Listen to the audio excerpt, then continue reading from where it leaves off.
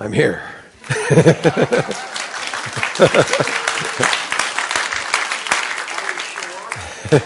I think. Okay, we're going to change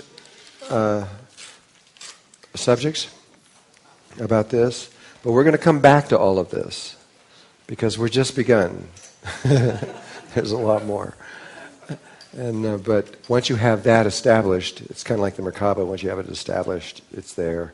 And once you get this established, it's there. Now, the rest of it's a lot easier. But the subtleties, this is easier than what we're about to do because the subtleties of what we're going to talk about in the next couple of days are hard to discover for some people. But you'll figure it out. It's okay. So we're now going to talk about a programming of the Merkaba. And I know it's been in the books and everything else like that, but it's truly it's important. And there's been so many misunderstandings and mistakes and not really realizing how it works, etc., that I wanted to get this crystal clear because it is very useful. Let's put it that way. It's very, very useful. Your Merkaba can do things for you to help you spiritually. And it's just like we talked about yesterday when we were removing entities from people and stuff like that. You can use your Merkaba to seal this off. And I mean, once you do, it just takes a moment. And once you do, it's over. I don't care what happens, that they cannot get inside of you after that. Or there's all kinds of other things in the world that we'll talk about in a little bit that with just a 30-second sentence to your Merkaba, it's over. You won't have those problems. And your Merkaba is going to actually ultimately be the key that's going to save you in what's about to come about. Because the magnetic field, which we're going to talk about directly after this, is coming to we are at the point where the changes are taking place, which are a prelude to something that we know what it means. And if you're not in a Merkaba, you will not survive. You can't make it without it. But you have to make a certain program into your Merkaba, or the Merkaba won't work either. You have to actually tell your Merkaba to do something. So let's talk about this stuff for a while. And how many people understand it or feel like they understand it, the programming part? Okay. There was more that didn't understand it than did, I think.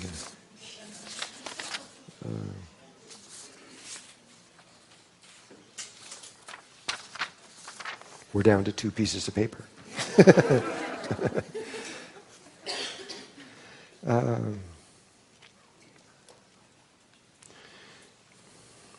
Well, the first thing that is important to understand is that when someone establishes a Merkaba around themselves, or as a surrogate where you build, or an external Merkaba, external to yourself, when you set these things up, no one in existence can change it. This is both a blessing and a real problem sometimes. All this stuff that's going on in the Bermuda Triangle, which is where you had 7 people create a Merkaba field and then it went out of control, it's causing all kinds of problems, not only here on Earth but other places, because it's as above so below, everything's interconnected. And that Merkaba field, that was the reason the Greys came here in the first place, was try to fix that sucker because it's causing so much problems on their planets. And they've tried everything, and there is nothing they can do. They did do one thing that was, I don't know how they did it, but they finally got to what happens in the Bermuda Triangle is whenever the female gets stronger, she starts going faster than the male. That's what I mean by stronger. Then that's when the distortions take place. So they couldn't change the programming, but they somehow influenced the speed ratios. And they keep the male faster than the female. And that was in 1993. To my knowledge, there has not been any distortions in the Bermuda Triangle since 1993. If there is, I'm not aware of it, but it's a I don't know how they did it. Really, I don't know how they did it, but they did do it. And but usually, you just have to know that when you set a program, it's really easy for you to change it, but nobody else can touch it or move it. So to describe programming of Merkaba, I'm going to talk about crystals, because it is a crystal. You are a crystal. Your Merkaba is a crystal. It is a geometrical relationship of energy, just like the same thing that crystals do, and they form very specific patterns. The energy field that's around you happens to be the energy field of creation itself, and it has all possible geometrical relationships within it, without any exceptions whatsoever. It's all in it. It's the total package of everything. It's basically when in the Bible when it said God created man in the man was created in the image. How do they say it? Man is created in the image of God. Okay, it didn't mean that God looks like me or you, because obviously we got black, white, green, and all kinds of people and different appearances. But it is the energy field around us which is the image. And that image is the image literally that every single thing in existence was created through. And if you've got enough time, you could prove it. It might take a while, because there's a lot of possibilities. But crystals have tried to physically create every possibility. And every year we find an average of about 6 new crystals that have never been seen before. Brand new atomic structures no one's ever seen on Earth before. And so it's amazing that they just keep coming up. But there is a finite number of these things. And so if you have a crystal, does anybody have a quartz crystal on there, that a natural one that's not polished, and you don't mind if I touch it? Where is it? Is this Yoda? Oh, wow.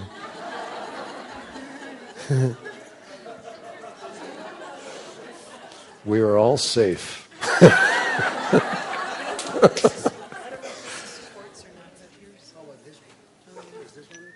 Oh, yeah.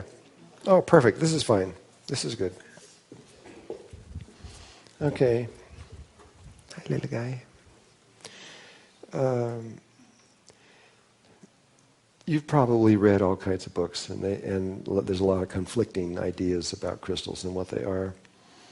And I can just give you my opinions on them, but first of all, they're living beings. They're alive. They're conscious. They're aware of a lot, and a lot of different levels that we're not aware of at all. And they have sex. There's males and female ones. There's male, female, and bisexual. This one is bisexual. It's both male and female at the same time. You can look at you go to the lowest window. That's the lowest window. And you'll see the next one's a little bit higher. Next one's a little bit higher. And there's a spiral going that way. But there's also another one on this side, a little bit higher and a little bit higher. And so you get a spiral going the other way. So you have a male and female crystal at the same time. A lot of them will just have one lower, and it'll just be one spin in one direction or one spin in the other direction. It'll be just male or female. And so they know everything you're thinking. You don't have to say anything to them. All you have to do is look at them or put your attention on them, and they can be on the moon or on the other side of the world or anywhere. It doesn't matter where they are. And if you're familiar with it, if you know that crystal, they know you. And all you have to do is tell it what you want it to do, and it'll do it. It's really that simple with your own Merkaba. You just have to... the only time you don't want to do programming is while you're doing this. That's not a good time because you're stopping it, and starting over again. But any other time, and you don't have to think about whether it's sacred or anything else like that. You could be riding a bicycle, eating an ice cream cone, and tell your Merkaba to do something, and it will. It doesn't talk back or anything. It just does it. But there's other things than that. Is how many programs can you put in there? Marcel Vogel he worked with Bell Labs. He was a brilliant person. I met him right before he died. And he was the one that invented this floppy disk for the beginning of computers, of how memory things. He had over 200 major patents in the world. And he spent a lot of time at the end of his life studying crystals because he saw the same thing I did. I did too for many years. A long, long, long time. I did nothing but study crystals almost. And he discovered something that when he told me this, actually he published it in a journal, that I didn't believe him. I just couldn't believe him. It just seemed so outrageous. He said that you could only put as many programs into a quartz crystal as there are faces at the point. So in this case, there's 1, 2, 3, 4, 5, 6, which is what there usually is, but there's not always. There's sometimes 6, there's sometimes 5, sometimes 3, 7. It depends on where it was grown and under what conditions. But usually it's 6, it's hexagonal.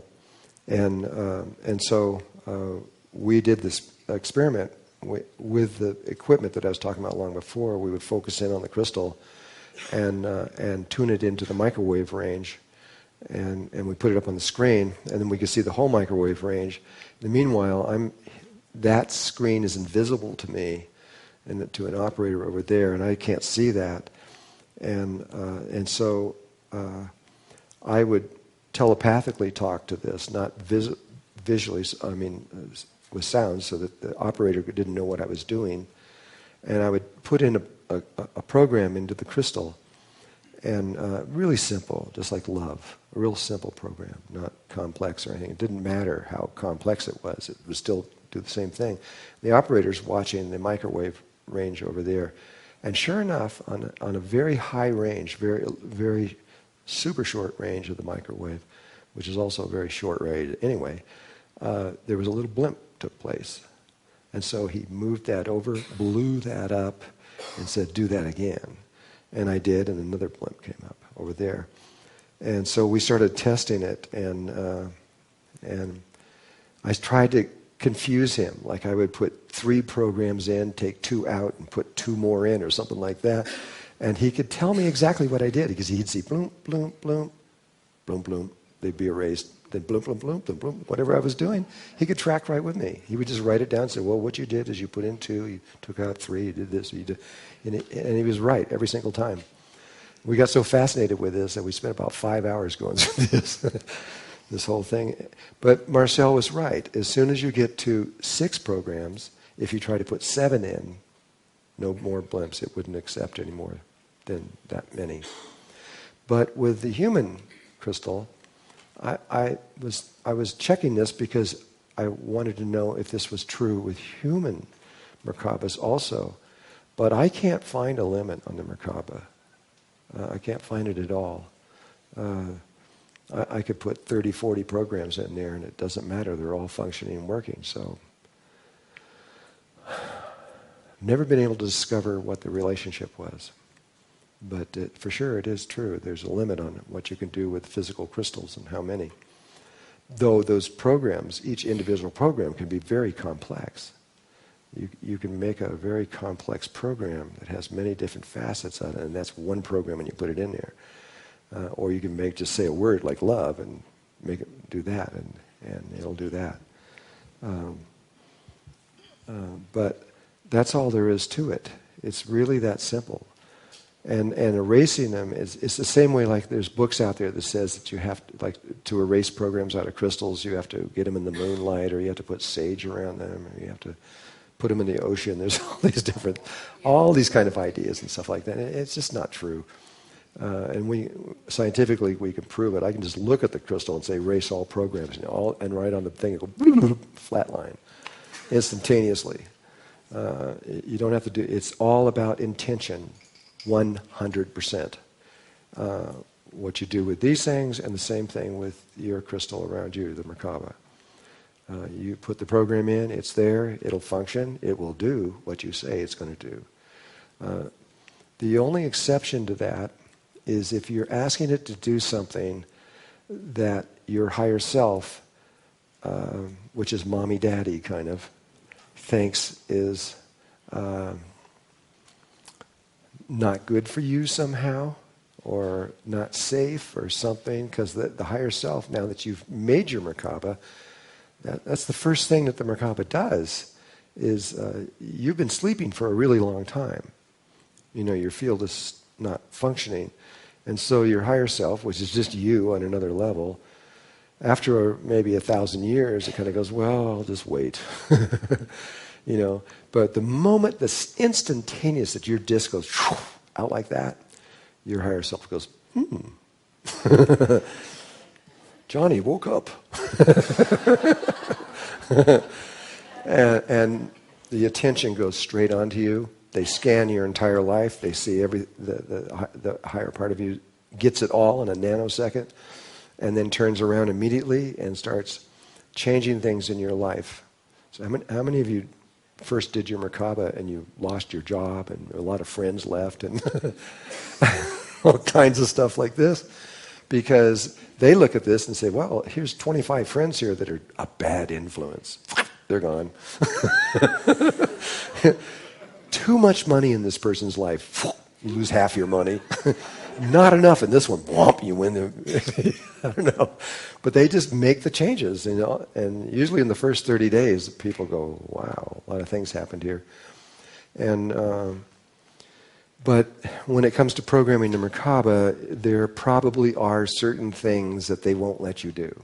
I don't know what they are. They might let somebody else do those things, but they might not let you do them for some reason, and I can't tell you what it is. And but that's the only exception. Other than that, when I said that only you can program your Merkaba, that is you. It isn't somebody else. It is you, literally. And so your higher self has the ability to program your Merkaba also. And so it's outwardly it's very simple. Now you can get into it in a little more, and you're slowly beginning to see what I'm talking about here in terms of male and female ways of doing things. There are 4 ways that you can program Merkabas. That's male, female, both, and neutral, neither. And those are the 4 parameters that life evolves around. I mean, it's even like in the DNA, you have the 4 nucleic acids, and they actually represent the male, female, both, and neither aspect of it. And that they recombine in sets of 3, creating 64 different codons. But it's all about that same pattern that keeps coming up. I just see it coming up over and over and over and over and over. And so when you program the Merkaba, you can program it from a male point of view, which means it's something you can write down on a piece of paper with steps. You say you do this, this, this, this, this, this, and poof, this is what happens. And you can hand the paper to somebody else, and somebody can do it. And it'll be the same no matter who does it. It'll have the same results. But a female way doesn't have logic. It doesn't function through mathematics or geometry. It functions in another kind of way. It's on the curved line, not on a straight line. And so when she does it, if she puts in a female program, she can't tell anybody how to do it, because it won't ever do, probably will never do the same thing again. Female program is constantly morphing and changing. It's constantly changing. It's like a female program, if you're trying to protect yourself, she would just say, well, let God protect me. You know, well, God can do anything. The source of life can do anything. And so now the source of life is protecting her. And so it may change the program if somebody's trying to interfere somehow. We're trying to hurt her somehow. It will just change the program. And the moment they try to alter their program to adapt to your program, they'll change it again to something else. And who knows what it's going to be. It could change to anything. And so that steps of change and how it works will maybe never occur again. And so it's very difficult, if not close to impossible, to beat a female program. I know Russia and the United States were in a sparring match for a long time psychically. You may remember back in the days when they were attacking each other's embassies and things psychically. And that went on for a long time until one of them discovered the female programming and the other one discovered it right directly after that. And it kind of ended it because once they both get into that, you go, well, now what do we do? You can't, and it's all just ideas.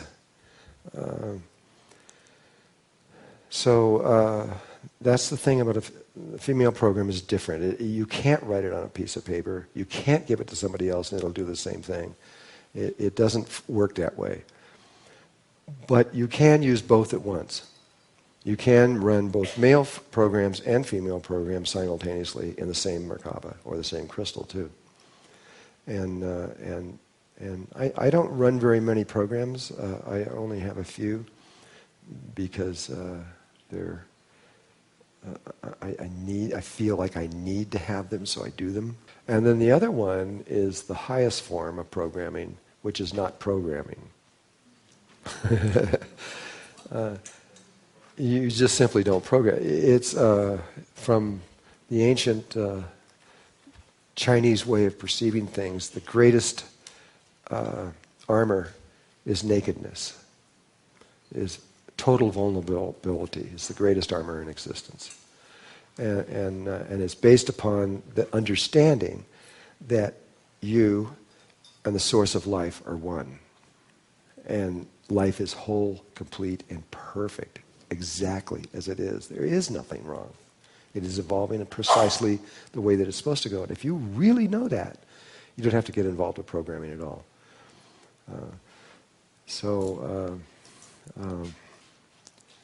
And it's the same way with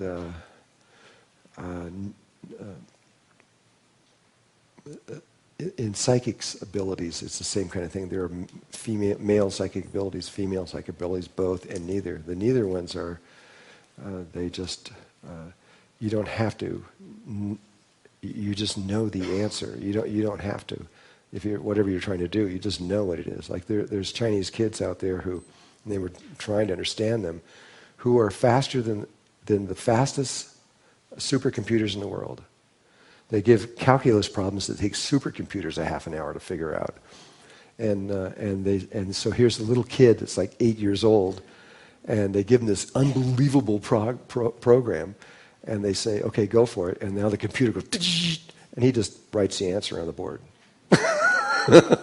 Without, just instantaneously writes it out. There was nothing in the middle because they just know.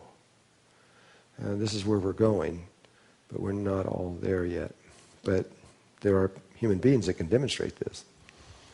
To go back to male programming, when I first started doing this, the U.S. military became very afraid of what I was doing in the beginning. They didn't understand what it was. And they were, almost everybody that came through my workshop, when they would leave, they would go back home and black helicopters would just be circling them and projecting electromagnetic fields into them for various reasons, trying to understand what is happening in various ways. And it was almost everybody, almost practically every single person that went through this. This is in the beginning, and then in the 90s and in there. And they would interfere with my workshops. They'd wait until I got my workshops going, and then they would, as soon as everybody popped their disc out, man, they were, within 15 minutes, they were all over us, every single time. And so I just made a little tiny program in there. Just so I didn't want to stop what they were doing, because I don't have any problem with the U.S. military. But I just didn't want them to interfere with me, so I just simply put a program in that says that my field, I would set up a huge surrogate or external field that would surround everything, which would enclose everybody's fields. And then I just put that the field was invisible, untraceable, and undetectable. I go off all their screens. They can't find me. They don't know where I am. I just like I don't exist. And no matter what they do, they can't find me. And I was only doing that so they wouldn't interfere. And so I could give a class without their interference. And it worked perfect. It will always work perfect. I have a much better relationship with them now. For a long time, they tried to kill me a whole bunch. and none of it worked, and they couldn't figure out why they couldn't kill me. And so then they finally decided that they were going to join me. And I ended up with a class full of military people. All of them. Yes, sir. Huh? They used airplanes, all kinds of things. They went to war against me at one point. They did not, and it was my fault. It wasn't their fault. I admit it was my fault because I got mad for a second. I shouldn't have done that. They came in and I owned a 160-acre place over here, not far away.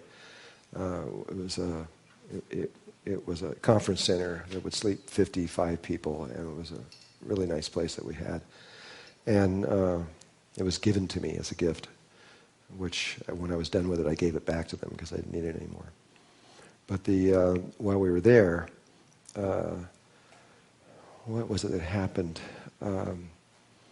They started interfering with my workshop. They came in, that's what it was, with their helicopters, these 4 helicopters.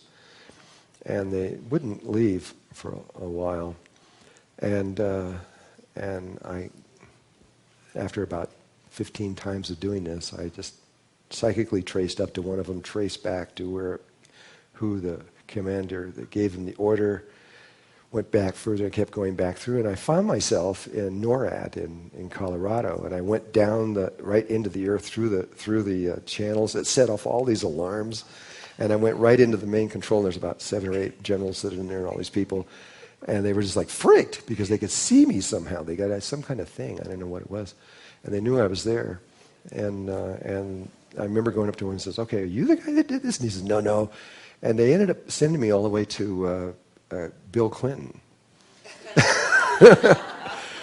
And he's going, "Well, I didn't understand exactly," or something like that.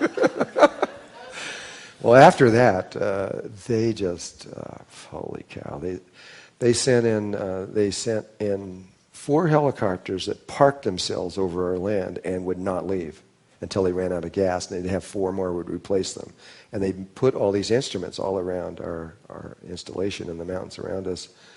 And then they came in with these jets that I photographed and sent to someone that I know that knows these things. And he says that those particular jets are nowhere. I can't tell you where they came from, but he says they're so rare. And they have psychic instruments inside of them. They were used in the Desert Storm. If you noticed in the Desert Storm, everybody just, the enemy just became afraid, super fear, and they just sort of gave up and everything. That wasn't because they became afraid, it's because we made them afraid. It was through this waveform technology that they were just developing at that time, and it works. And so they were applying that on us. The only thing is they missed me by a day. And my group had left, another group had come in, and the group that had come in was just these innocent people. Didn't know. And they were so confused, they were walking around out in the desert with their toothbrushes, mumbling, and they didn't know their names or anything. And so it's a long story, but I've been through this enough. And eventually they finally came and approached me directly, and we had long conversations. And the reason what sent them off so much afraid was that from their satellites, you may not know this, but one person, one single individual, and they told me this, puts out the same amount, approximately the same amount of energy as the city of about 15,000 people, the entire city. And they could see you walking around. You make a very bright light on the ground when you're moving around from the satellites. From your Merkaba, yes. They know when you're in your Merkaba. And so, and they're starting to see these all over the world, and then they started fearing, well, if a person puts out this much energy, who are they, and what does this mean? So that's when they all came to a workshop and said, you got to tell us what you're doing. So I did. There's these beams of light. You breathe this way, you do this, and they took it serious. They did, and I wanted them to take it serious. I'm not against my country. I just so anyway, they eventually came in, and once they understood it, they even set up a special thing at Kirkland Air Force Base just for this kind of understanding. And I think it's and where they've taken it, I don't know. You can use this all you want in military as long as you don't use it offensively. You can only use it defensively. You can use your Merkaba to protect yourself, but you can't kill anybody with it. You can't, because then you kill the love, and the whole thing dies. Russia, and I've been right in the midst of Russia in the government. The government pulled me right in. All 5 levels of the KGB have been to the Flower of Life. All the heads of them. And Putin was very aware of all this, but he didn't go through one of them, but he was very much in support of it. When I went over there, they watched everything I was doing. They eventually brought me into the Kremlin. I was brought right before the National Academy of Sciences for Moscow, was introduced to all of them. And then there's 4 men and 4 women, and the women are just pure psychics.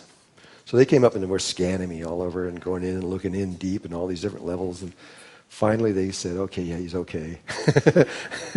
He's not here to kill us or anything. And they presented to me their secret knowledge of their military. Their military defense system is 100% based on Merkaba science. I don't think that anybody in the world could beat them. If you attacked them, I don't think you could beat them at this point. I don't think it'd be possible. And they were very good. I really want a relationship between the United States and Russia. I think it would be very important for the world if we could ever get to be friends. And I hope this happens someday. There's still a lot of suspicion in Russia for us, and for good reason, because we haven't been very nice in the world in a lot of ways. Yeah. I guess I'm just wondering how militarily minded people and people that are, they do attack and they are, killing people and things like that. How do they find the divine love to actually experience the Merkaba? I mean, it just seems a little contradictory. I know, I understand.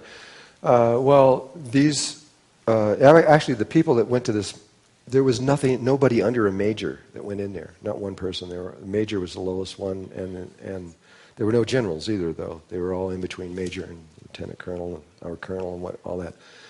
And most of them were female. And they were people who were really trying to understand ways of looking at war. Of course, they were looking at protecting the United States, but they were looking at other ways than the normal ways of trying to understand things. And they were seriously doing this. Where they have taken it to this point, I am not exactly sure, because I know I have a lot of friends that have been taken in by the military, and the Navy's the worst of all. And this was the Air Force. And the Air Force, I prefer them over any other ones. And exactly how they are applying this, I don't know, or if they even are applying it. I think that they are mostly trying to understand it more than anything, because they can see what's going on. And they all had a lot of success with getting their Merkaba fields going, or you're not sure about that? I don't know about all of them, but I do know some of them I stayed with for a couple years with them, especially this one woman who was a major. And she was very good at it. She understood it. And I wanted them to understand it. So they understood that this was not a threat to the United States or to the world. It's just a natural process of evolution of consciousness rising up to another level. And so if they really want to protect the security of the world and the United States, they need to understand what's happening and not go into fear over it, but just understand it so they can see what is a threat and what is not a threat. At this point, I believe they fully understand it's not a threat. And they also understand what is evolving right now in terms of the Earth changes they're no dummies. They have a very good understanding of what it is. They don't know how to deal with a lot of these things. I mean, just what's going on with the solar flares, which I want to talk about right now. I mean, you've got the entire world in a red alert because of this right now. The whole world is freaked out. Because right now, according to NASA, we have 2 years left. Period. And things are going to, the whole entire world is going to break apart. On every single level that we know, from financial to everything. Absolutely everything. And they're rapidly trying to find answers. Well, the answers lie in this. Because a lot of the stuff that is about to happen, you can't solve technologically. You have to solve with inner technology.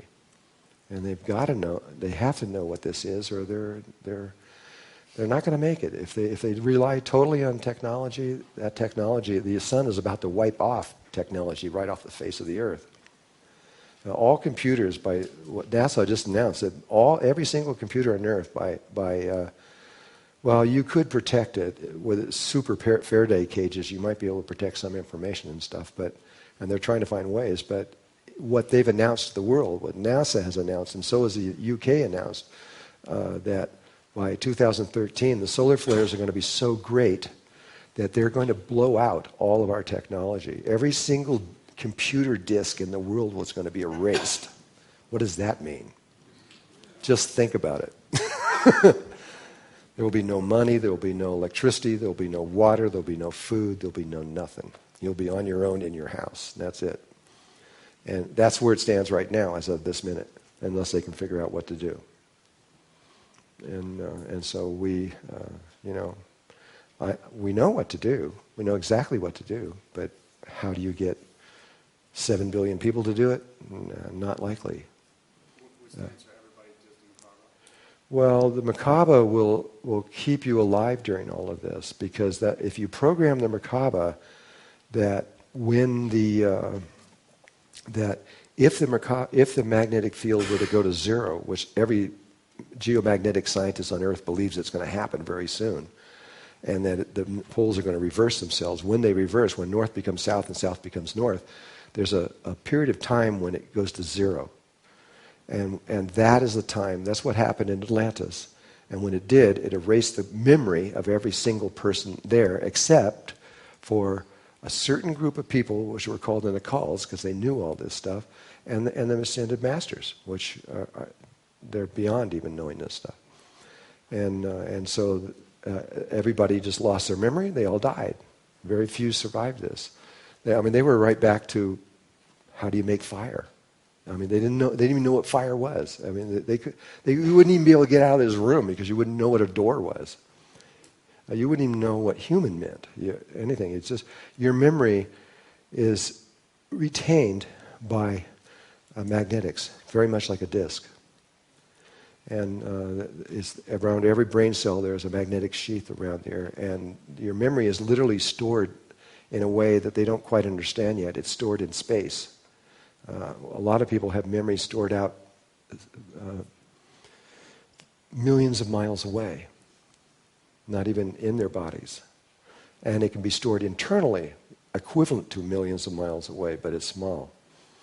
And so there's a lot of things that they don't get, but I believe that we will get this in time. That no, probably the whole world is not going to figure this out, but there's going to be enough people, whatever that amount is, for us all to keep humanity alive and to go forth and go on.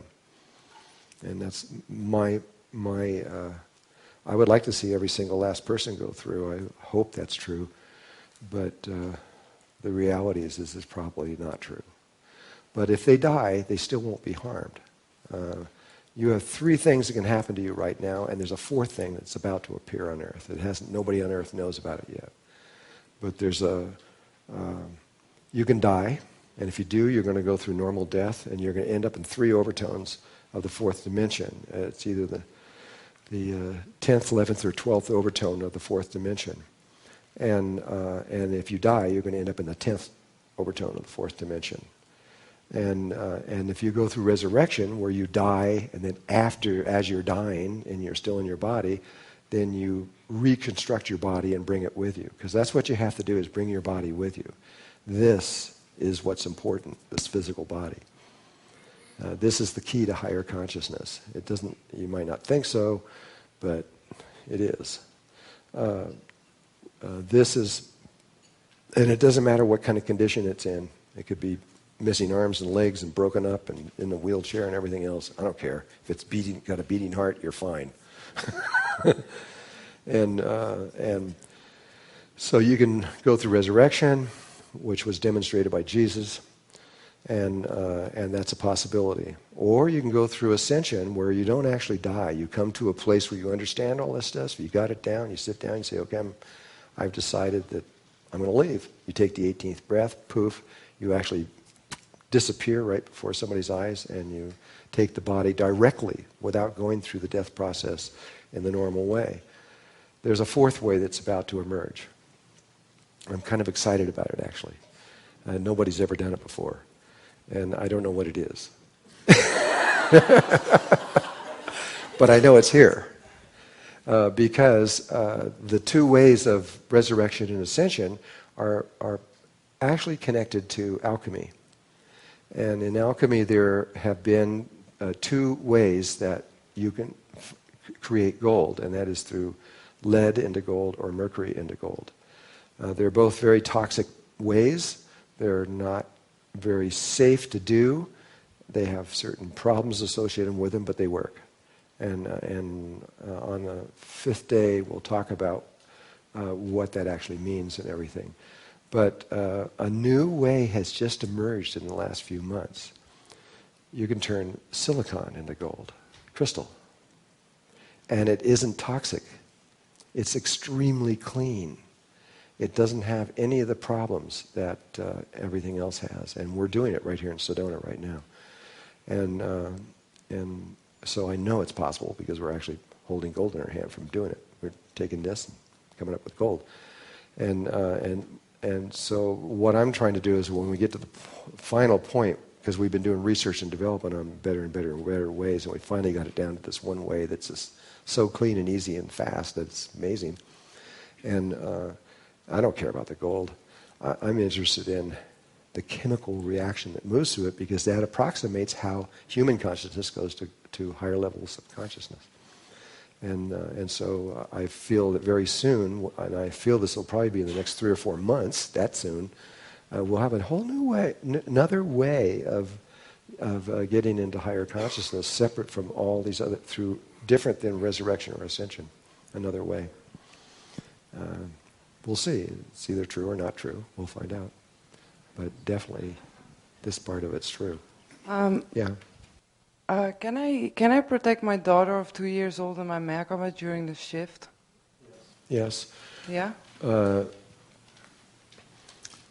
It's illegal to activate someone else's Merkaba field throughout the universe, really, because it influences their evolution. As soon as you do that to somebody, they rapidly, whether you guys realize it or not, you're growing really fast right now. Your evolutionary speed is not normal, and you're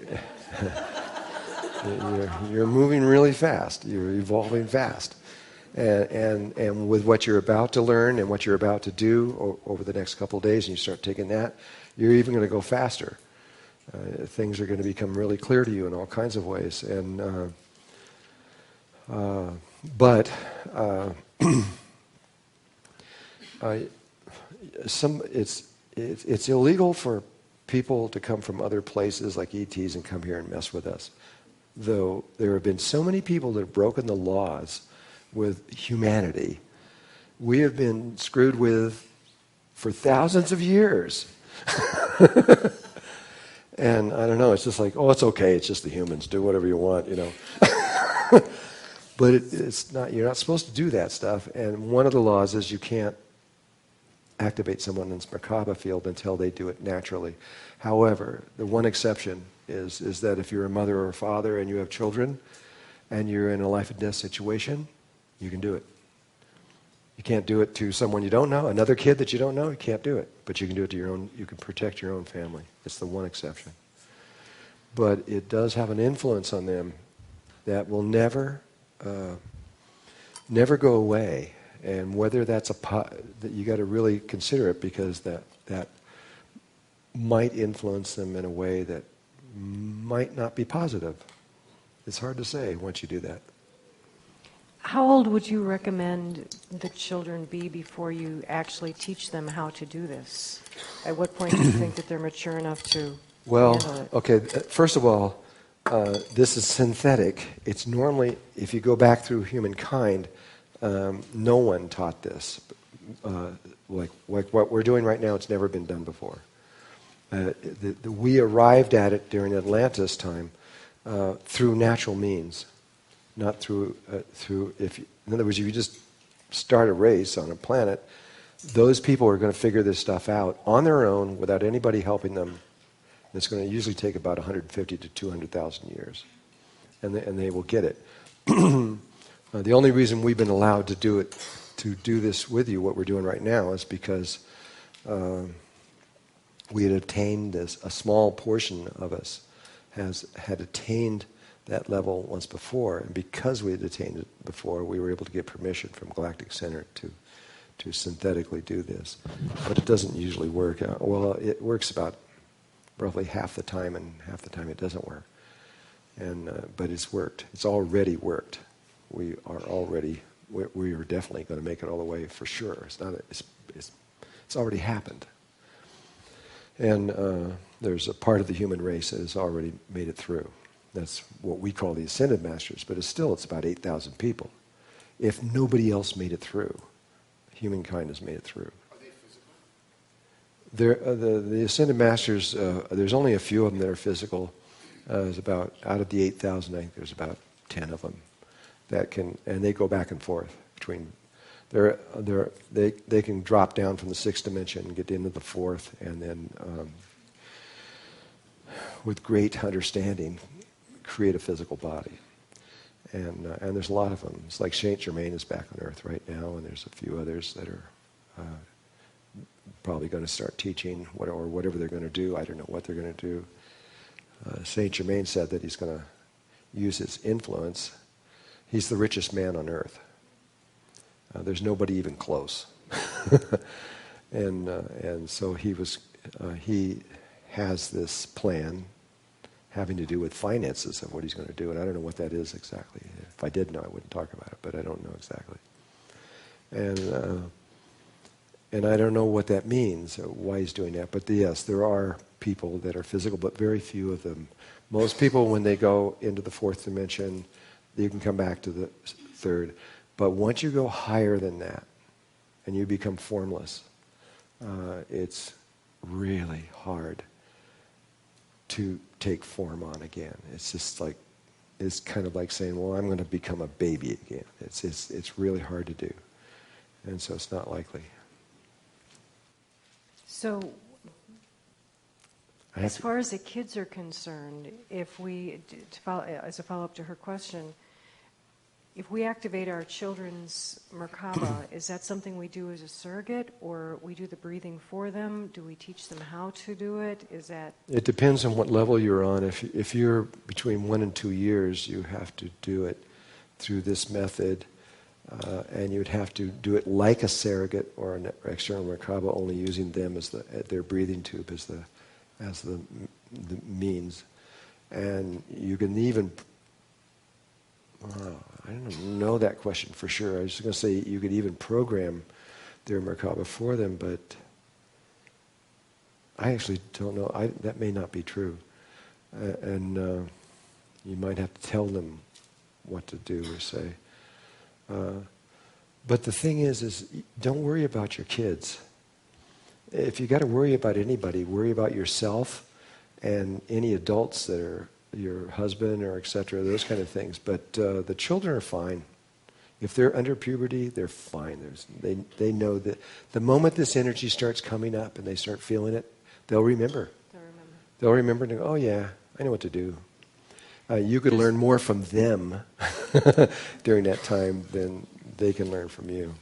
Does the Merkaba actually maintain the magnetic field inside of it so we don't lose our memory? It will not do that unless you program it.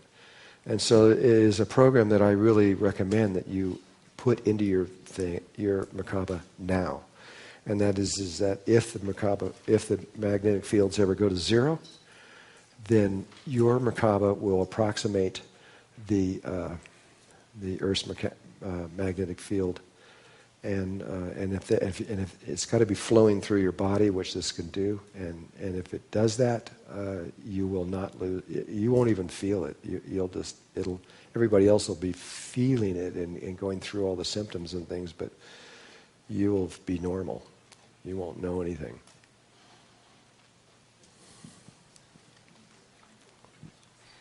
What about animals and other races on the planet?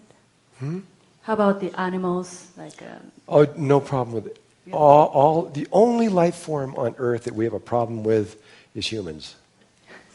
There's no problem with the rest of life. Okay, Not great, any. Great. They all know exactly what to do. And even, by the way, even the ones that go extinct, they're not really extinct. They just went fourth dimensional. They're there on another level of existence. They just can't be here. But and maybe someday they may want to come back here. But the potential is still there. But they're fine too. And we've had a lot. We had 30 million species on Earth in the year 1900, approximately. We got about 15 million now. If you were coming from space looking at Earth, you would say it is dying. Because it took hundreds and hundreds of millions of years for these life forms to be developed, and it took less than about 100 and something years to kill it. It's incredible. And it's still dying really, really fast. The people who say there's no environmental problem is like, they're not looking around themselves. It's just like, it's huge. Yeah. Do you sense that the solar flare problem or the polar shift problem is going to happen before the fourth dimensional shift, or is it possible the Earth will just shift to save humanity? And so we avoid all that. Right now you have many things going on at once. Environmentally, we are to a point where there could be a shift within 72 hours to an ice age, any second. Right. And it's all tied, at this point, it's down to the ocean currents, and they're breaking apart right now. If you look at the Gulf Stream, it's changing shape now. That's the final step. When it starts changing shape, you got a problem. And that is the final step. When that goes through, then the very next thing that happens after that is that you have literally in 72 hours, the clouds back over the sky, and you don't see the sun again for 90,000 years. Not even for a minute. So the thing about the day after tomorrow is a bunch of garbage. A lot of it's true, but the idea that this big superstorm went away and everything's beautiful and we're back together again, no, that's not what happens. That's not the scientific evidence. You don't see the sun again for 90,000 years. That's an average. Sometimes it's as much as 120,000, sometimes a little shorter, but it averages at 90,000 years. And the average temperature is 50 below zero. That's average. The only place you can really live is right around the equator, pretty much, in any kind of to stay alive, unless you use psychic energy, which was what was done in Helsinki. Every time we go through this, I don't know if you guys ever know what's going on there in Finland, but it's pretty extraordinary. what have been doing for a long time. Because these ice ages are consistent. You have an average of 90,000 years ice age, 10,000 years of warmth, 90,000 years of ice age, 90,000 years of warmth, or 10,000 years of warmth. And we've had 10,000 years of warmth. And so even if there were no human beings on Earth right now, and all the carbon dioxide that we're putting into the air, it just brought it in a little closer, but it would still be happening. It would still coming up very soon. And we would have this. So anyway, we got this ice age that's probably going to happen. However, every 490,000 years it does the exact opposite. And instead of going cold, it just keeps getting hot. And that's almost worse. Because then the average temperature gets up to 130 or something. And it kills everything. But we have other problems, environmental problems. If you want to hear, we've got a lot of environmental problems that nobody will discuss. They won't even talk about them because they're so serious that all we talk about is global warming. But there are a lot of things way worse than that, and nobody wants to talk about them. And there are one simple one is the carbon dioxide that we've been generating over the years. A lot of environmentalists secretly and very quietly have been very concerned about this because the amount that has been released, half of it, 50% of it disappeared. Where did it go? They didn't know where it went. I mean, secretly going, we've got to find this. It's there. Where did it go? And nobody could find it for a long time.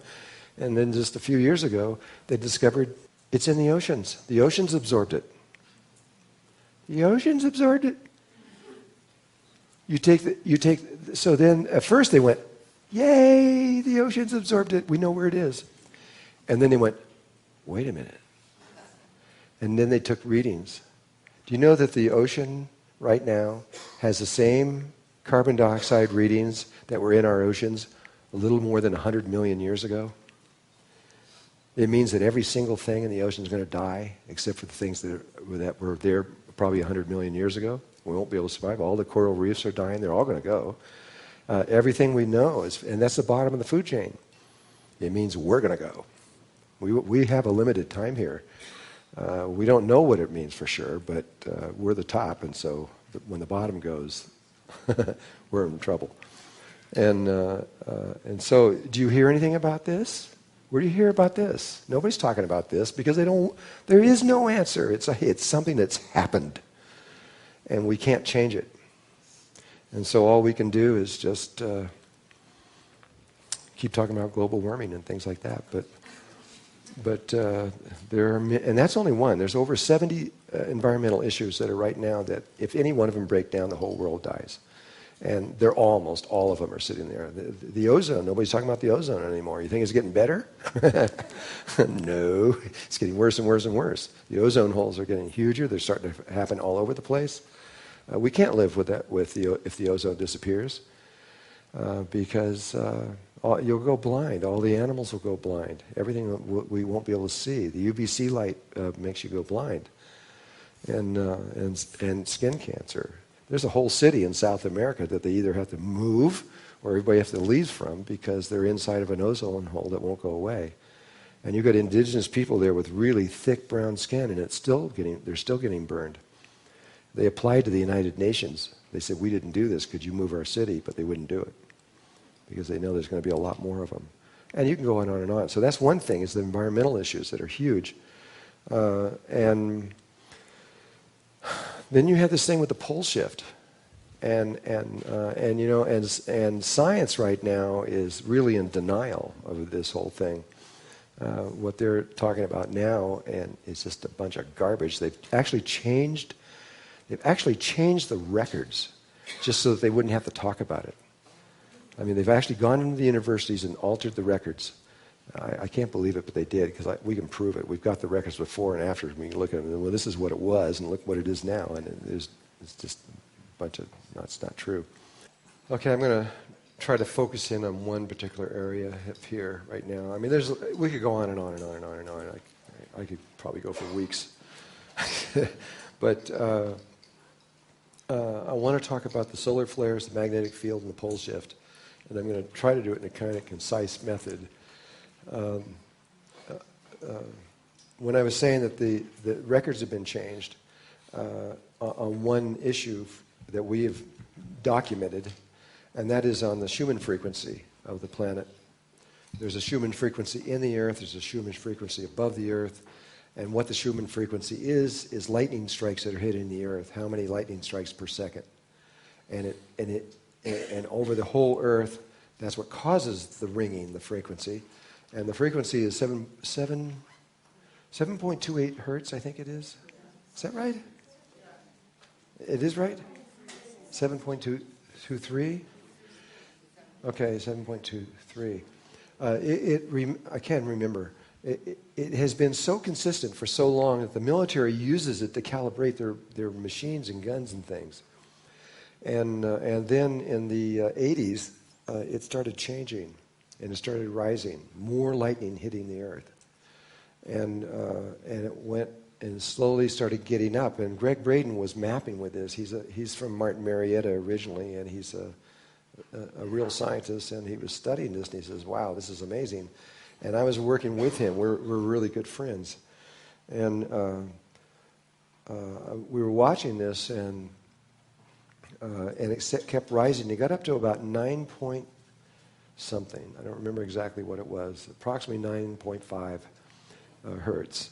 And that's when our government changed all the records, because we were getting the records directly from Berkeley, California, and various places that were watching and recording all of this, and we had them. We could see what they were. And then in a single day, suddenly, all the records were changed. And they said, no, there's been no change. It's 7.28 or 23, whatever it is. And we're looking at the records and we go, that's not what this says. And then the Russians and the Germans just said, this is BS, it's not true. That it's still rising. Well, for some reason our government didn't want us to believe that the frequency was rising. And so they decided to make a change in scientific data, which is weird. Which makes me say, what else have they changed? You know. And so in Russia, Russia is now saying that the hertz is approaching 13 hertz right now. And Germany was saying the same thing. That's they agree with that. But we don't. We're still saying that there's been no change at all. Okay, well, it's just not true. And so there's a lot of other things that I've realized they've changed in recent times, and that has to do with pole shifts. They really don't want us to know when the pole shifts were. And they've changed the data from what I have read and got in my house and everything else like that. They're now saying the last pole shift was, what did they say now? I think it was 790,000 years ago or something like that is what they're now saying. And that is not true. The last pole shift was about 13,000 years ago, and there was another one about 26,000 years ago. And there's massive data on that. Where is it now? I don't know. It's kind of interesting. This has all happened in the last couple of years, maybe less. But anyway, what I know is that from this is that when there's a pole shift, every single time in the past, and we studied it back for 250 million years, but now they're back about 450 million years. But every time there's a pole shift, there is always, prior to the pole shift, there's always a magnetic pole shift first. And because the magnetics is the key that makes the pole shift. I mean, if you understand the pole shift, for a long time, especially in the 1900s, scientists couldn't understand how a pole shift was even possible. Because, I mean, you've got a gyroscope, big one, the Earth, rotating on an axis. And to change that axis to a new axis, the amount of energy would be unbelievable to move that. I mean, you just take a motorcycle tire going at 60 miles an hour and try to move that. If you could get out beside the road and try to move it, it would be like almost impossible. This is 80 zillion, billion, trillion, zillion tons of moving around an axis. It would take a moon hitting the Earth or something to change an axis. Yet we know that the Earth has had axis shifts many, many, many times. We tracked out at least over 200 times it's happened before, up to 250 million years ago. So we know it's happened, but how can it possibly happen? This is what was going on in the minds of many scientists in the 20th century. And then right toward the end of the 20th century, there was some scientists that figured something out, and then they did it in more than 2 universities. They were able to verify that this was true, and it's now the leading theory, since we've never experienced it before. It's the leading theory now as to how it can happen. And basically, you have the crust of the Earth, which varies from about 20 to 40, 50 kilometers deep or so, which is like an eggshell around here. And then underneath that, you have the mantle. In between the mantle and the crust of the Earth is a rock formation. It's homogeneous over the whole world.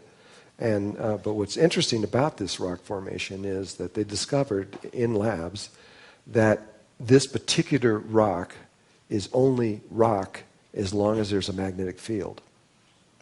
If the magnetic field goes away for more than 2 weeks, and some scientists say it would take 3 weeks, but 2 or 3 weeks, okay? After 2 or 3 weeks, it turns to a liquid. Literally becomes like oil. It turns to a liquid. And so now you have the crust that could just spin in any direction. So the axis of the Earth and the major mass of the Earth doesn't stop turning exactly as it always has, but the crust could rotate, which would appear to be a new an axis change. And they believe that what is going to do that is at the South Pole, the ice forms off center. There's all kinds of theories. I've listened to about 8 or 9 experts tell me 8 or 9 different things of how this works. They were all pretty good. I don't know which one it is, but it always forms off center. And so you have this huge mass of 2 and 3 miles high of water. It's enough water between this and the North Pole to raise the oceans I think about 235 feet or so. And so if suddenly the surface is free to spin, there still has to be a force to do it. Well, that mass would move into the spin, and it would move the axis, the appearance of the axis move, relative to where you are relative to the equator would change, except in 2 spots, which is right where there's 2 places would not change. And so they now they believe they understand how it can happen, how it even could happen. But that's all triggered with, it's consistent with the data because it would require that the magnetic poles change first, and then the pole shift. The Mayans are absolutely convinced, and so are the Hopi, that we're going to have a pole shift. To them, it's not a maybe. It's in their calendars. It says it's going to happen, and they believe it. If there was to be a pole shift, forget about everything else. Forget about the Richter scale of 1 to 10. How about 1 to 30? It would be, this is when mountains go up and down and all these kinds of things. If that were to happen, there would probably be very few buildings left on Earth that would be standing, because it would just be too huge. Though this place here has survived it. This place was underwater 3 times, and all these mountains were worn from water, except when you see the white mountains that are above it, those are jagged, those were islands. And this, if you get down and you can see the whole thing, you can see right where the water was. And you can look up on top and see you're down on the bottom. You can see right where it's really clear once you see the picture. But that was 100 million years ago. And this has been through many, many pole shifts, and it's never been inundated with water since then, and it's been very stable. So that's the reason I'm here. Besides, I was told to come here, but I can see why they did. And there's going to be a lot of places. It doesn't really matter where you are. This is not about geographical location. This is all about a heart relationship between you and the earth. And I'll explain that later when we can. Okay. So the magnetic poles, let's just talk about what's happening with this so you can get a really quick picture and just an overview of it. The magnetics of the Earth have been stable for a very long time, as far as we know. You can go into the rocks and everything and see exactly what was going on. And about 2,000 years ago, there was a very sharp drop, and the magnetics began to get weaker on the Earth. About 500 years ago, and the Mayans say it was 528 years ago, there was another drop, very steep, and it kept leading down to our modern day times. And then about 45 years ago or so, I'm just guessing approximately, it became a lot worse, and the magnetic field... Did I talk about this already? No? Okay, I wasn't sure.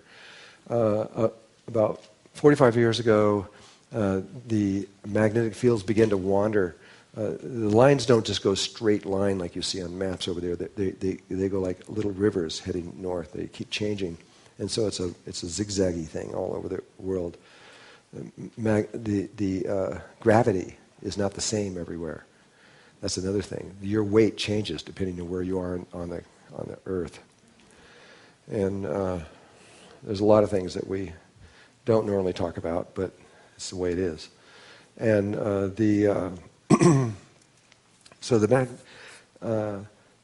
about 45 years ago, that's when the anomalies became so great that we began to watch and see how the dolphins and the whales, for example, began to beach themselves and start coming up, because they use those lines of force to follow their migration lines. And all of a sudden, they're going along, say, the west coast of the United States, and that line usually follows them all down. They usually go down all the way down into the southern oceans, and suddenly the line changed and goes into land, and they just go right up into a beach, following that thing. And this is why they were beaching themselves. And even whales that were 20 miles back would come in and go follow right back onto it. They're following those lines. And then birds all over the world, their migration patterns. They were migrating, but they weren't ending up where their migration was. They were ending up in unknown places because they were following these magnetic lines that are no longer where they used to be. And then in about the middle of the 90s, the difference in the magnetic poles and the true north of where the magnetic spin is on is becoming so great that when airplane liners were coming into land, their compasses were not accurate, and so it was getting dangerous. They had to change all the aeronautical maps of the entire world. And I've got the old ones and the new ones. I can actually show you. You can see that they've all been altered so that they can make that correction. And then recently, 3 months ago or something, you heard about how in Florida they had to change the markings down there because the magnetic poles are moving faster and faster. They've been moving for about 180 years, but they used to move in little tiny bits. Now it's getting bigger and bigger and bigger and bigger. Last year was almost 40 miles that it moved, and it's getting bigger. It's now heading into Siberia. It's in Siberia now, actually. It's legally in Siberia. And so the difference in those two, between the spin of the Earth and the magnetic poles of the Earth, you have to look at the internal structure, because the external structure is spinning around one axis, but what causes the magnetic field is the iron core. And the iron core, as the magnetic poles turn, is turning. So you got an internal twist inside the Earth that is causing incredible stress on the tectonic plates and what's in here, which is all these earthquakes that are going. We have increased the global catastrophes. 10 years ago, it was over 500 and something % increase from what was normal. And it's getting worse and worse and worse, as you've noticed lately, because of this amazing stress that's inside there. Then in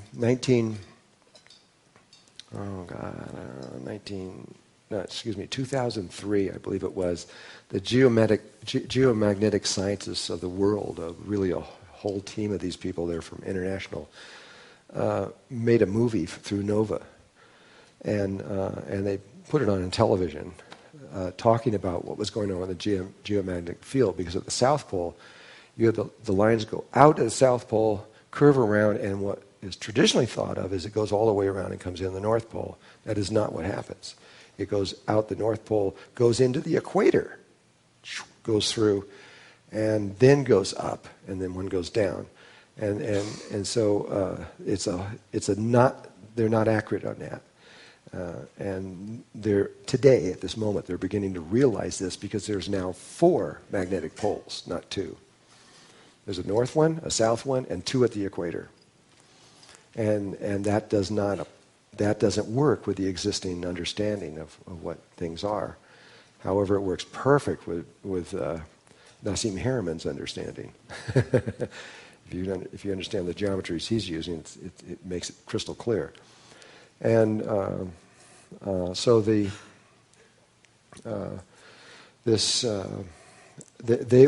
what's going on at the South Pole is that the lines are going out, and there's holes forming all over down there. They're going out and turning and wrapping right back in. And so that's making the field weaker, even weaker. In 2003, they said that if this continues, that we're going to have a reversal of the poles. The North Pole is going to become south, the South Pole is going to become north, and that this could happen, what they said then, is as early as was within 25 years. Well, at that first one, they said in the near future. They wouldn't give an exact time. They just said sometime it's going to happen. Well, they didn't know when. Then that was in 2003. Then about 2 or 3 years ago, something like that, these same people came back on the internet because they were so worried about what was going on, and they said, "This is much worse than we thought." And the holes are growing bigger at a faster rate than we thought, and we now predict that this pole shift is going to take place in the next 25 years, much earlier than we thought. Then, only about a little more than a year or so ago, and by the way, they only had 11 days to talk about this, and the government shut them off, took their website down and wouldn't let them discuss it any further. And then they came on just not too long ago, a year or so ago, and said, "This is way worse than we thought. This could happen any minute. These holes are getting huge, and this is going to shut off." And they got 5 days before they were shut off on that one. They wouldn't let them talk about it. And so the situation is getting worse, very, very fast. But in the last few months, something is going on that the world has never really seen before, and nobody knows how to deal with it. And I didn't know this was going to happen either, because when I was told, I knew that this was going to happen, but I didn't know this phase that we're in right now and how it's affecting humankind. I thought that I knew that when it went to 0 after 2 weeks, it will erase your memory if you don't have your Merkaba field around you. I knew that. But what I didn't know is the symptoms that lead up to that, which is we're now into this period of time. For the last 15 years, there's been an increase of people having ringing in their ears. How many people have ringing in their ears in here? Look around you. See how many people this is. Yeah, I know. That's caused by the magnetics. We know that now. Nobody knew what it was going on. They were trying to say it was this or that or what or thing. It's the magnetic field which is causing that. And there's other kinds of symptoms. There's a symptom or a sensation or feeling that there's like a stream of energy coming out of your ears or going into your ears. And there's another one where the inside of your eardrum just won't quit, like tickling. It just won't stop. And another one that's even worse is where you get dizzy all the time. You lose your balance. And it's all associated with that. Memory problems is another one that is associated with that because there's a direct relationship between the magnetics and memory. Also, emotions, physical emotions are directly caused by the magnetic field. I believe that what's going on in the Arab world right now is because of the incredible magnetics that are happening all over the world, and that their emotions have been so stressed out for so long, they just said, no more. and they're just, but I think that's the trigger that's behind it. And so my wife was working in Russia recently. She just got back. This was about maybe 5 weeks ago when she was there, and she was sat at a table at the Ukraine hotel, speaking with this lady from Germany who had just gone, was walking down the street, and suddenly her heart, this is another effect, is on the heart. Her heart just started going faster and faster and faster and faster and faster and faster, and she couldn't do anything. And her ears started getting really weird, and everything started spinning, and she collapsed on the street. And they came and got her in an ambulance, brought her to the hospital. They did a full check on her. And the doctor comes in and says to her, "There's really nothing wrong with you. You're just totally normal. There's nothing wrong with you. What's happening is you just responding to the incredible magnetic field, what's going on right now." They said that. If we knew that in the United States, we'd still never tell them that. But they did. And one of the major newspapers, the government allowed this, and they put in a huge article, several pages, telling them of all the symptoms they're finding. It's about 35 different symptoms, mostly with the magnetic memory, heart, balance, all these kinds of things. And that, and telling people that if you feel these symptoms, there's really nothing we know what to do. It's the magnetics of the earth that is causing it. And they're just being frank about it in Russia. They'll probably never say anything here in the United States. They might in Europe, maybe, if it gets obvious enough. But and so I didn't know these symptoms were there, and it means that we are getting really, really close. We really are. We're getting really, really close. The minds are clear. They're saying, well, yeah, we're going to have a pole shift here really soon. And so we need to learn how to use our Merkaba fields and all this knowledge so that we don't have these kind of symptoms. Not just the memory loss, but all of these other symptoms that are going in there, because we have to stay completely balanced to be able to do what we're going to do. If you end up having a heart attack because of this, that's not going to help you or the world or anything. And so, and I know there are a lot of people all over the world right now working on this, trying to understand exactly what to do. But this is the thing I want to put across to you. The magnetic field is like, it's like a womb, kind of. It's completely surrounds you and passes through you. And it regulates many things within your body, your emotions, and a lot of stuff that we were talking about. It's tied directly to it. And so we now have to talk about the sunspots and the solar flares, which are solar flares come out of sunspots. And what's going on with this, because this is directly connected to it. You need to understand what's happening. So you can take the action, or whatever action you feel that you need to take. The solar flares, the sun just came out of one of the calmest periods ever seen before ever. We're in solar cycle 24, and we've never seen this before. It was 4 years of absolute silence, just like water just being smooth, bizarre. On Valentine's Day, it was the next class flare went off as the 4th largest one in history, and since then it's just every single day down. The sun has become getting more and more active. Well, the solar flare, what a solar flare is a magnetic pulse from the sun. Okay, it's magnetic in nature. And it takes 8 minutes to get here, and then 20 minutes to get through the atmosphere, and then it instantaneously, and NASA was talking about this, I was reading what they were saying about this, instantaneously it changes the entire magnetic field of the Earth in a second, as fast as a lightning strike, is what they were saying.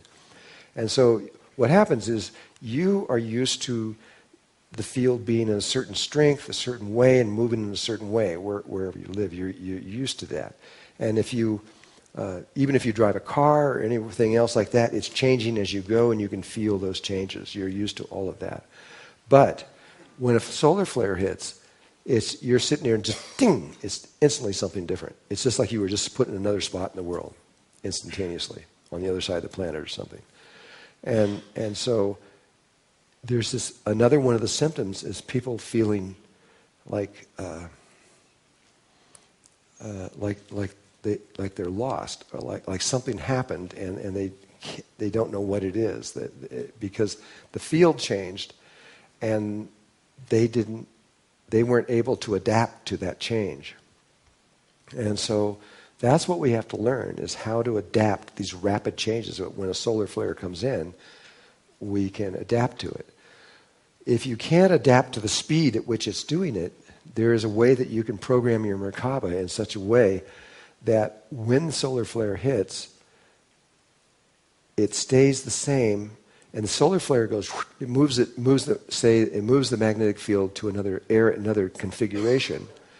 Well, instead of going there instantaneously, which causes all kinds of symptoms and problems, you can just take your time. Track back over there, but instead of doing it instantaneously, take a couple weeks or something. Just keep moving in that direction, because you want to go there. This is what we're thinking. This is what everyone I'm working with thinks, that this is probably the best thing. But this has just emerged. The whole world doesn't know how yet to deal with this, but we've got to learn how. I mean, I'm just kind of throwing out a warning out there. We need to understand this, but eventually, what the Mayans are saying is very interesting, and I'm not going to talk about exactly what they do, because I haven't put out enough information. They say how to do this, and what to do about this, and so it's another very simple thing, but I can't talk about it now because we haven't had enough stuff put out there for it to make any sense. So I'm going to come back to this later, of what they say is the answer of how to deal so you don't feel these symptoms of what's going on, because it is dangerous, especially if you're driving a car or an airplane or flying a plane or something like that, even a bicycle for that matter, or a motorcycle. I mean, if suddenly your heart starts going racing and you go unconscious, that's not good.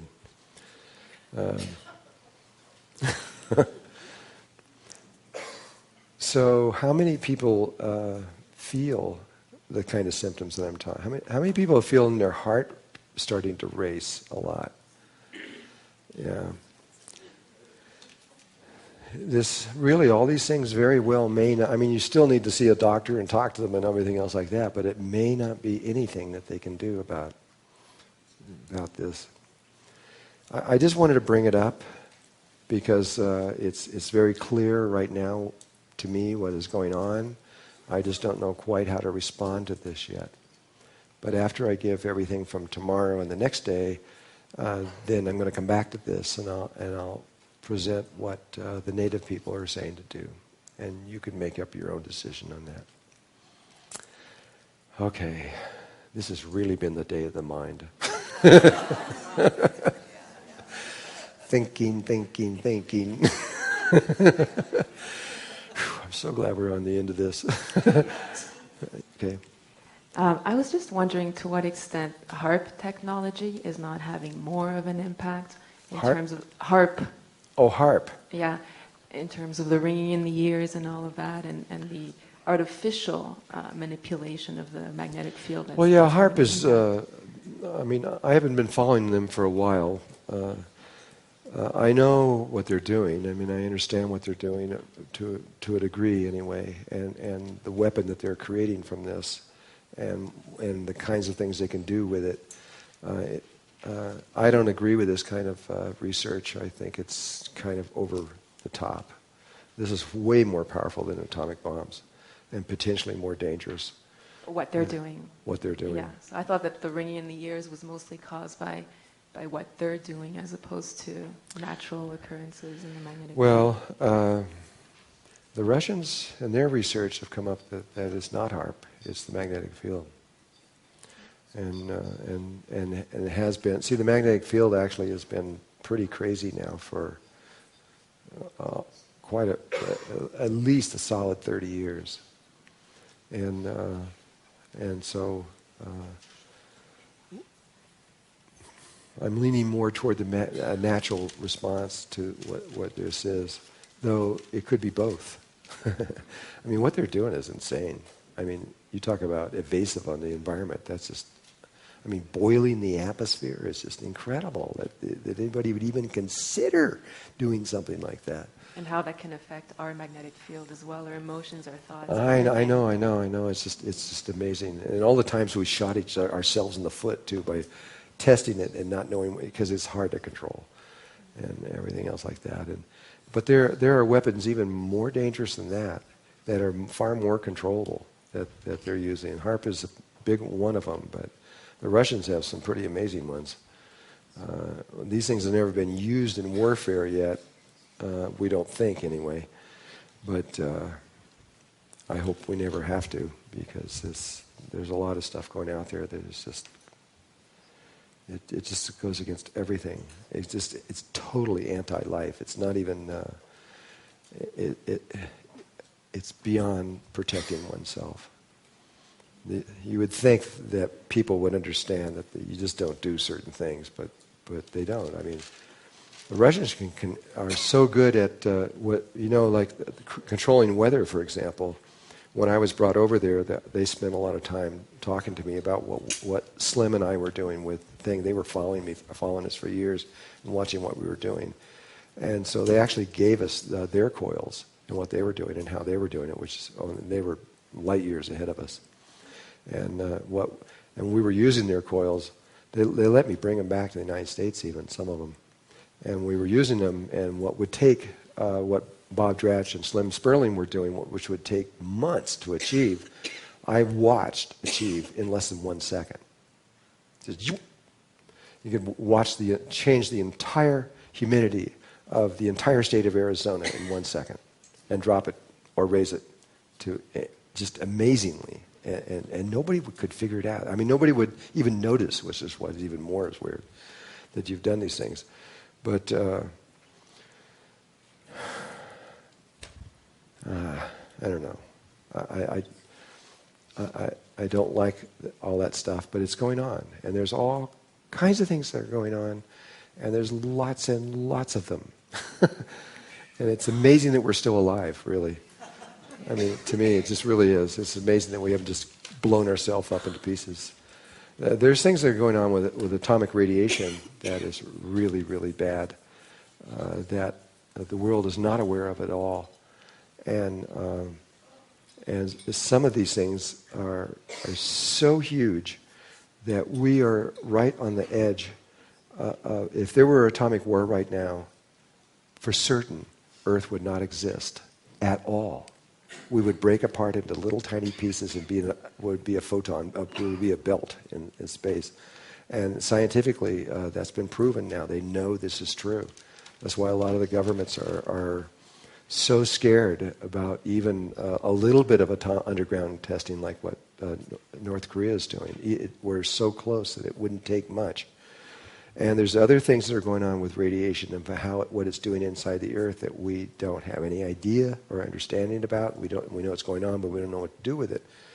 There are a lot of positive solutions around radiation that have been developed recently that are really pretty good, especially with like what's going on over there in Japan. There are solutions for what they have going on over there right now, but the people that hold these solutions aren't giving them up. You think they would, but they're not, because it's worth too much money.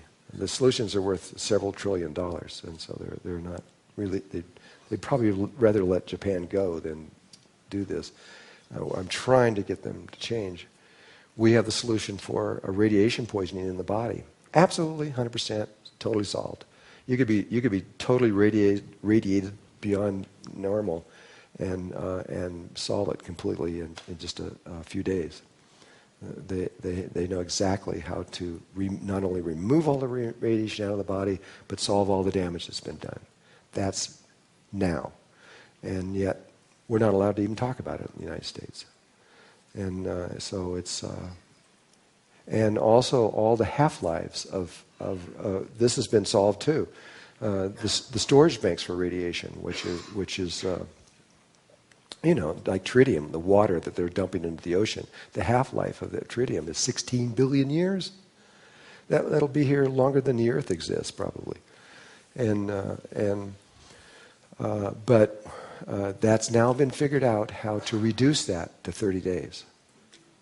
And that's the longest one. You can take all the forms of radiation that are in take all these dumps that are all over the world, go in there and reduce them to totally harmless and useful atoms.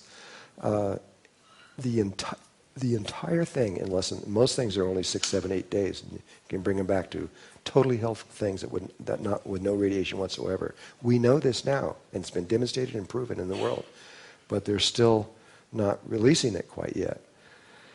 But it's there, and it will happen, hopefully soon. So there's a lot of positive things going on also. It's not just all bad. There's a lot of good stuff that are happening. And so, to me, I can't think about these things too much. And all the conspiracy theories, you can go on for months on all the conspiracy theories that are out there. I just said, no. And I'm just going to go into the light and learn how to do this, because it's the only thing that's going to really matter in the end. All this crazy stuff they're doing on technological ways and science and governments and their politics and all this other stuff and the secret government and everything else, you can have it. I just want to head into that bright light and just keep going forward. I have a question. Okay.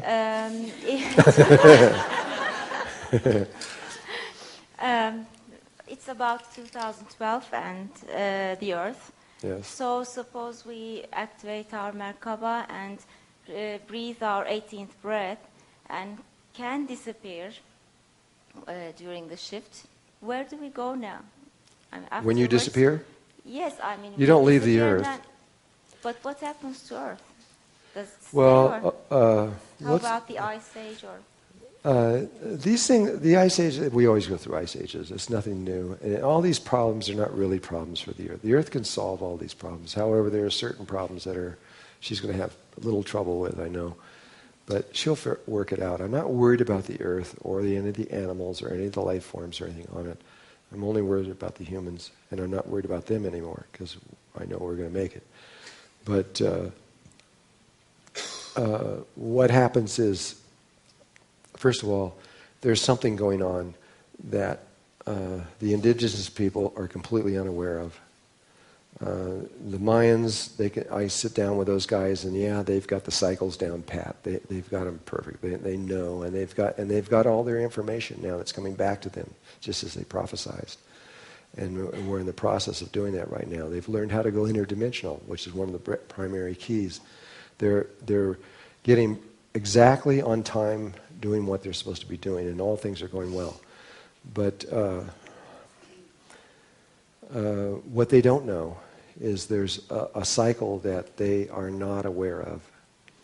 And I started to talk about this with them, and it just wasn't the right time yet. From a Melchizedek point of view, we know this, and is the reason we came here. It was the only reason we came here, really.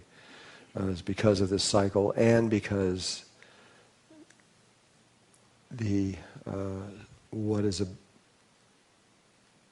as it turned out, and this is another long story, and it's not important really, but Earth has become extremely important in this equation. It's become the center of everything, and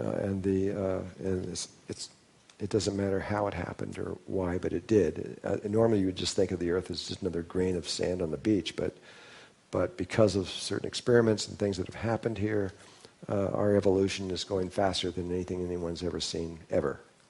Since the beginning of time. We've never seen anything like this. And it's just going up and up and up and up.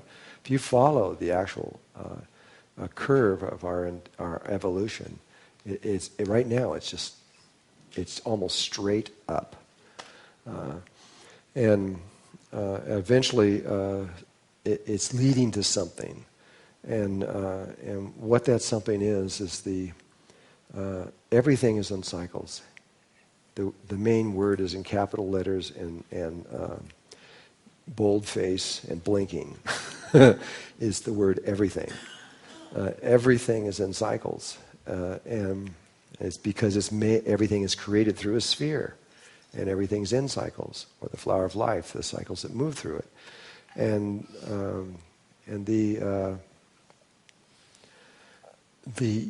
this particular universe, which we think has been here kind of forever and will go on forever, no, it won't. It hasn't been here forever. There's a very definite moment when it was created, and there's a very definite moment when it will end. And that cycle comes full cycle during these cycles that the Mayans are speaking about right now at this time. And so so we're coming to the end of a universal cycle. That's what changed everything, like relative to the Greys and the reptiles and their whole view of things, because they thought something totally different. When they discovered this, that's when they started doing the cattle mutilation and the abducting of human beings, because they knew that they would not be able to make it through this. They've been trying for over 3 million years to figure this one out, and they know they can't do it. And so that's why they created a race between us and them. They used their brain, their memory, their wisdom, and everything else that they have, and they put it into a body with our emotional body, and blended the two together so that a Merkaba field could be created. Because what's about to happen is this entire universe, octave of universes, this whole octave of universes, there's more than we know, is going to be end. It's going to be over. And life, all life that's here now, is going to move up to another octave. This is a blessing. This is not a bad thing. This is a really good thing. It's a really amazing thing, really. And we're in the process of that occurring right now. And so when things like pole shifts and magnetic pole shifts and ice ages and all these things are just like, it's not too important compared to when you look at this bigger picture. And the whole universe is aware of this now. Everybody is. And that's why they're here. They focused in on here because they realize this is where the trigger point is taking place. And they all want to be part of it because there aren't very many new things under the sun. New things don't happen very often. Not only the importance of what this is, but just simply anything new doesn't happen very often. And this is brand new. Nobody has ever experienced this before. And it was humankind who experienced it first. We were the first ones. It was ascended masters that I talked about, where the 8,000 went over to this other place, and half of them stayed there, and part of them came back. That was a milestone. It was huge. And so when this cycle, we don't know exactly when it's going to hit. We know it's going to hit sometime inside this window, and we don't know which one's going to hit first, whether it's the ice age, the pole shift, the poles, the ozone going out. I mean, who knows what? Or this one. If this one hits first, I hope it does, because then we won't care about any of that other stuff, because we won't be here. We'll be on another level, heading in another place. We'll be on the earth, but we'll be on the fourth dimensional of the earth. And that's the staging place where and it's all prepared for us, and it's fine, and there's nothing out of balance or wrong on that level of the earth's consciousness. And it's perfect.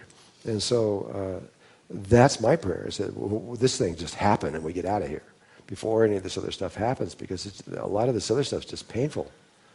It's not, especially a pole shift. Oh my God, you have no idea. It's just like the whole world would look like Haiti. And none of these buildings that we make are prepared for this kind of movement. And so it's up to God. It's up to to all life everywhere. I don't know how it's going to happen, but once this does happen, I do know exactly what's going to happen from there on, because we've already done it, and we know what the experience is, and it's beautiful. As soon as we move over into the fourth dimension, We go there with these bodies. So you're going to be there in this body, but in a world you can't interpret. It's called a baby. You'll be safe. You'll have parents. You'll have a mommy and a daddy, but you will not understand anything. You'll be in colors you've never seen before, ever. You'll be in form that you can't comprehend. You'll be in a world that works in ways that you don't really understand, but you'll get it pretty quickly. And you are creating everything you see. And usually we don't know that at first. It's really advantageous to know it in advance.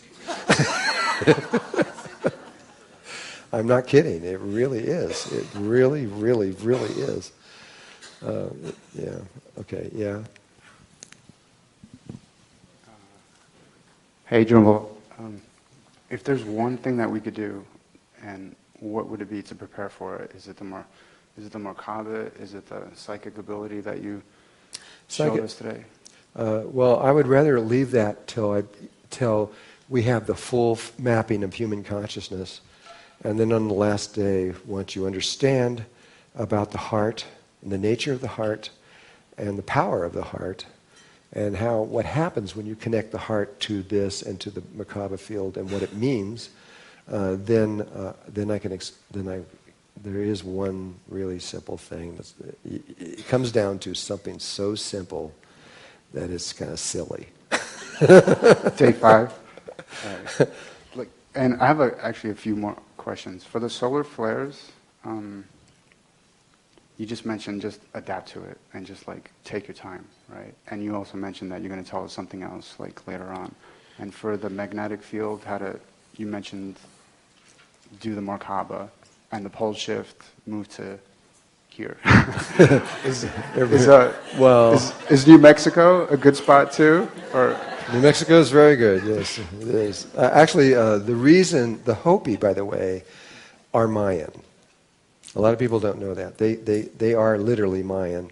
And they came from Guatemala, from the Mayan land down there. And I sat in circle with the Hopi grandfather Eric, who is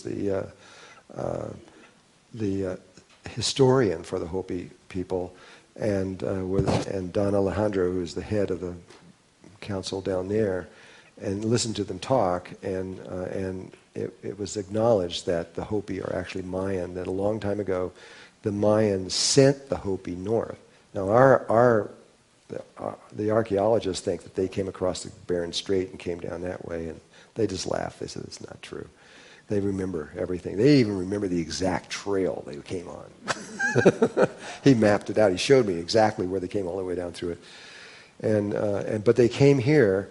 They were sent here a long time ago to establish themselves because this area, it's not just Sedona, it's the whole Four Corners area. There's 4 mountains.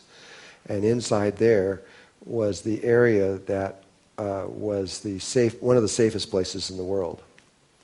And during this transition, and so that's one of the primary reasons they were sent here a long time ago. And the 4 Corners are around Sedona. Well, it's not just Sedona's in the Four Corners area, barely, but it's San Francisco Peaks is one of them up in one of those mountains, and I don't remember what the other ones are. There's 4 of them. I think it's I don't remember. I don't want to say for sure. I have a calling to go to New Mexico. New Mexico's a thumbs up. I have a calling to go to Santa Fe and Taos. Is that a thumbs up? Oh, yeah. That's definitely inside the Four Corners area. Thanks. Taos is a very good place to be. Taos is. There's other reasons that are kind of secret that I can't fully talk about why they came here, but that is the basic line: is that they were sent here because they knew that the pole shift was going to happen a long time ago. And they knew pretty much exactly when, and then a lot of their records were destroyed, and now they're getting all their records back so they can map exactly when it is. They're in the process of doing that right now. And they're about to have, by the way, the 13 crystal skulls of the Mayans reaching back from Atlantis all the way till now. And they acknowledged they came from Atlantis. They told me face to face, yeah, we know we came from Atlantis. And so did the Hopi say that. They're also from Atlantis because they're from Mayan. Same people, really. And the Grand Itza Mayan Council, I just talked to them about a month ago or so, and they told me that they're going to do the final crystal skull ceremony is going to take place very soon, and which is in October of this year. But the Mayan land used to go up into where the United States was, and they lost that at one point, but it was up in here. And so it sounds funny, but the first ceremony is going to be done in Manhattan. But it was just an island when they when they first did this. And then they're coming through all these various different places. They're coming here also to do a ceremony with the crystal skulls. And then finally they end up in Los Angeles doing the crystal skull ceremony down there. Then when they're done with all of that, they go back to the Yucatan and they're going to do the final ceremony, which is where 13 Mayan shamans each one holding one of these skulls. And then during the ceremony, the living spirit, their human spirits that are in there, will come out of the skull and into the shaman, and the shaman will remember everything that person remembers. And now all of their knowledge comes back to them. And they combine that with other knowledge that they're combining through the return of the codices, which is another part of their prophecy, which is happening right now. And then when they get done with all this, which will probably be early next year, they will remember everything. And then when they speak, they'll speak with authority, because they'll know. But they lost almost all their knowledge, almost everything. They were down to 3 books, 3 codices in the entire world. Okay, I'm being told that I must stop talking. We're running out of time for this thing. So anyway, this was the day of the mind. We had lots of mental things and ideas thrown at you. We will come back later on this and finish this, but tomorrow is the day of the heart. Thank God.